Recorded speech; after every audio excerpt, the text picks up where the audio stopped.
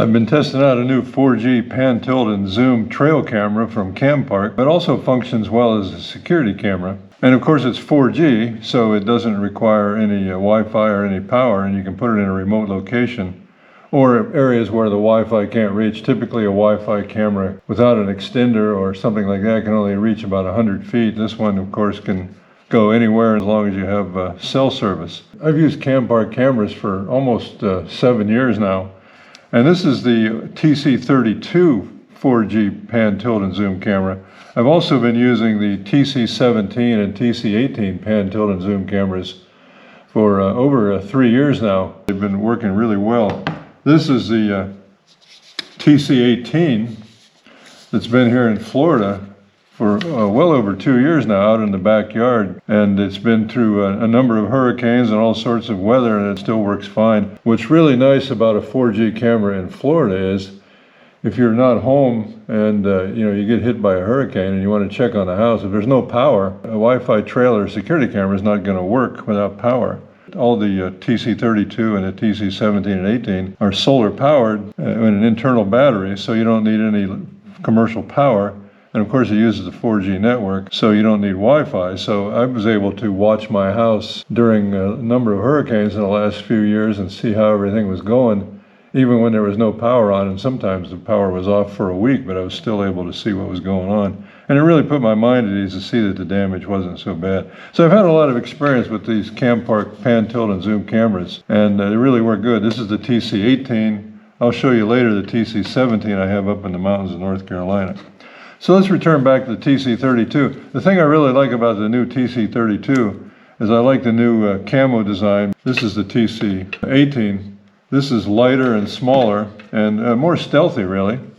And it's really pretty simple to use. I'll show you how to set it up real quick, but it comes with the built-in 4G SIM card. And it uses the EIoT Club SIM card, which I've had a lot of experience with over the last 3 years, and it really works good, really reliable. So obviously you need a decent signal for these to work, but when you use a SIM card like the EIoT, which is built in here, you get a better chance of getting a consistently good signal.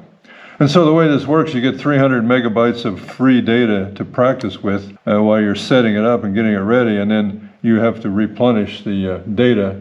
And there's a number of data plans. You can go through the app on your phone, or you can go through the EIoT Club. Of course, when you're looking at a 4G trail camera, it's just like your phone. You have to have a SIM card in there. It's going to cost some money to get the data. What's nice about this is you can record the data on a micro SD card. In this case, a 32 gigabyte card was included. So underneath here, you have your access slot for your micro SD card and a reset button to reset the camera. And the SIM card, there's a little note here, the SIM card is built in. So the SIM card is fixed, and it's you just recharge it as needed. And again, it's an EIoT card, so you can either refill it through the app or refill it through EIoT ID number. So I got the card in there, and that means that you don't have to subscribe to any kind of cloud storage. That actually increases the use of your data plan. So what you do is you get your alerts and your recorded videos and photos, and they're stored on the micro SD card. You don't have to necessarily spend the money to download them on your phone in real time, which will use up your data. You can always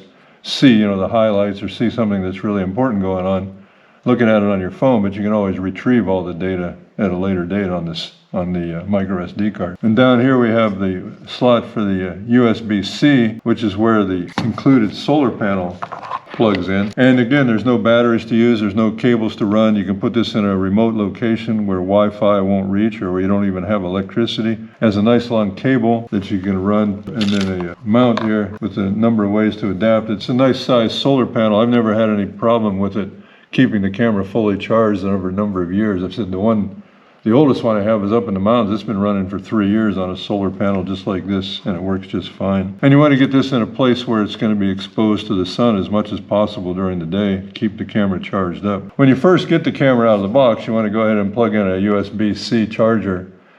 Charge it fully, until the green light goes off, something on the 8 or 10 hours. And this is your power on and off switch here. And that seals up nicely. And then here is where you open this little port to plug in your solar panel. Now the way this mounts, of course, is it mounts like this. And the included mount here can be either screwed into a wall or a tree or a deck or a fence post or something like that, or you can run the included strap through here and strap it to a tree. And then it just mounts like that. And you want to make sure you mount it properly, which is actually upside down because that's the way the water will run off of it. And then you run your antennas up here like that to get your best signal. One thing they've improved over the previous pan, tilt, and zoom cameras is they increased the lighting. So there's 6 lights on here. And the way this works is you can run this normal color in the daytime and then IR at night. Or you can also run these lights at night and have full color at night. And depending on how many triggers you get, you know, that won't, the battery will last through the night. You can also run continuous live video on here and look at it. And that's what I like it for is, you know, traditional 4G cameras that don't have the live function. That means that you have to wait for an alert or something in order to see what's going on. But here, anytime on my phone, I can go in and turn on this camera and see what's live, what's going on. The other thing that's nice about a pan, tilt, and zoom camera is you can set it up to monitor a specific, you know, area for the alerts and whatnot. But you can significantly increase the coverage because you can pan almost 360 degrees and tilt almost 90 degrees.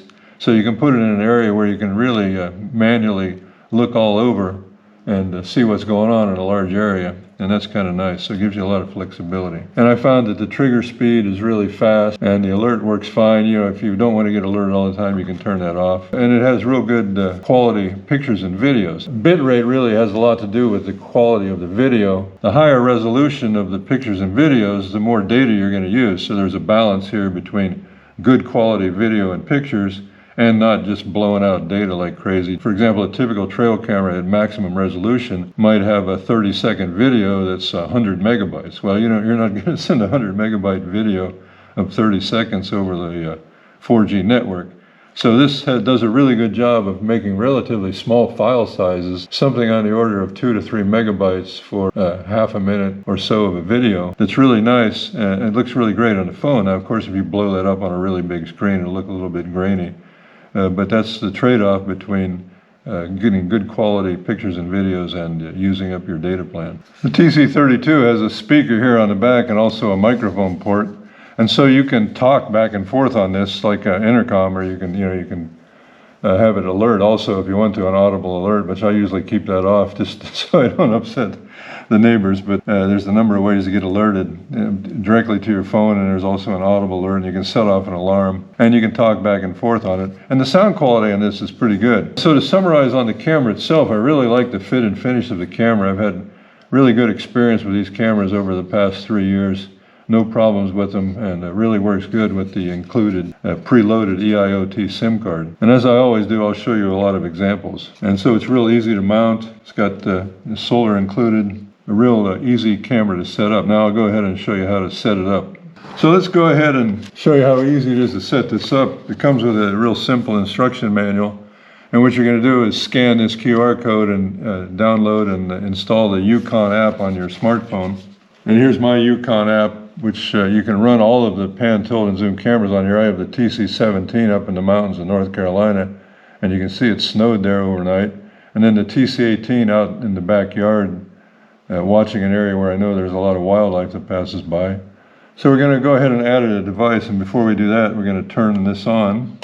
And we've got the micro SD card in there. And when you first turn it on, it'll blink through a number of colors there for a while, and then within a short period of time, it should come on steady blue. And now we have a steady blue light, which means we're getting good network signal. So I'm going to go here and I'm going to say add a device.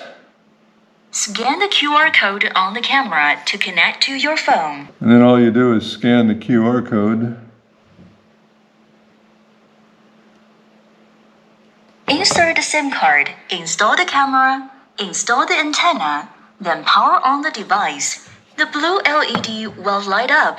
After about 1 minute, click Next. And I've got a steady blue light, so I'll just click Next, Next, and it's doing its setup to the network connection. Enter the camera name and address. Using default name and address can go to the next step directly. And for now, I'll just give it a temporary name like the TC32. Camera installed successfully. Fully charge the camera at first use. And there we go. And the TC32 is online. And I'll go ahead and click on it, and right there you have it. You can see there's Mr. Bear right there, and the camera is up and running. It just takes 2 or 3 minutes from the time you install the app till you turn on the camera and have it up and working. So that's how simple it is to hook up the camera and get it going. Now what I'll do is I'll mount it outside, and then I'll leave it there overnight, and then when I get some animal action on there, then I'll show you how it works out in the real world there. So stay tuned for that. Okay, I have the TC32 out mounted where I know there'll be a lot of animal activity tonight, and it's also a good security area for the far corner of our lot. It's a couple 100 feet from the house, too far for Wi-Fi, and plus I can also spin the camera around and see the house and the other areas if I want to check on things. And here's your status screen showing your 4G signal and your battery status. And I'm generally running in high definition mode.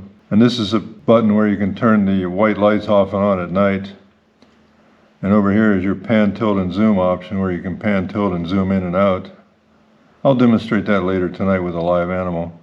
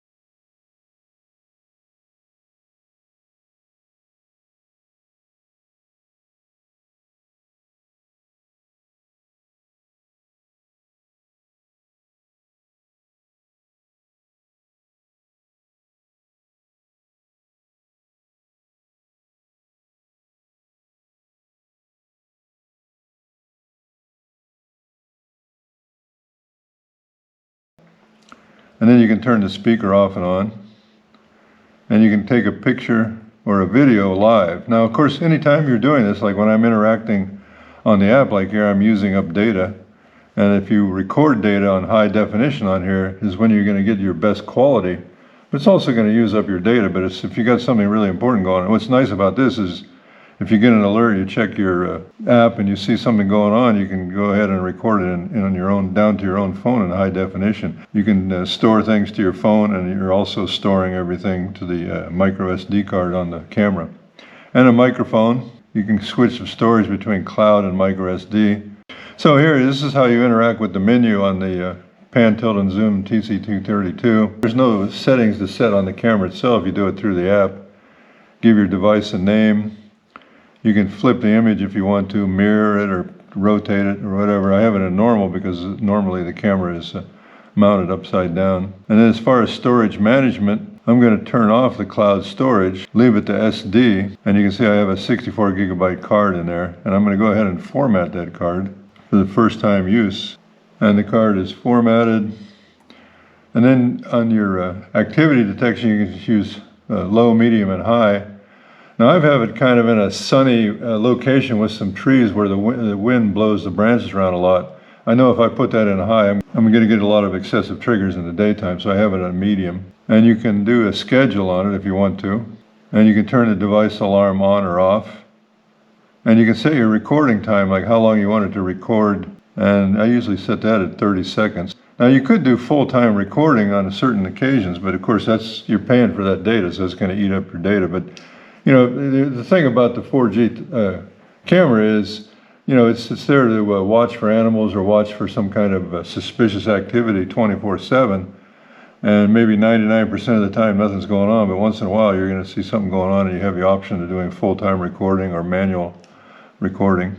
And then the LED indicator on, and you can restart the device if you want to. If you're ever having trouble with the signal, or if things just don't seem to be working right, you can always do a restart of the device. And that's it. It's pretty simple to maintain. And you go back to the main interface, and here's your pan, tilt, and zoom controls. Response time, considering it's using the 4G network, is pretty impressive.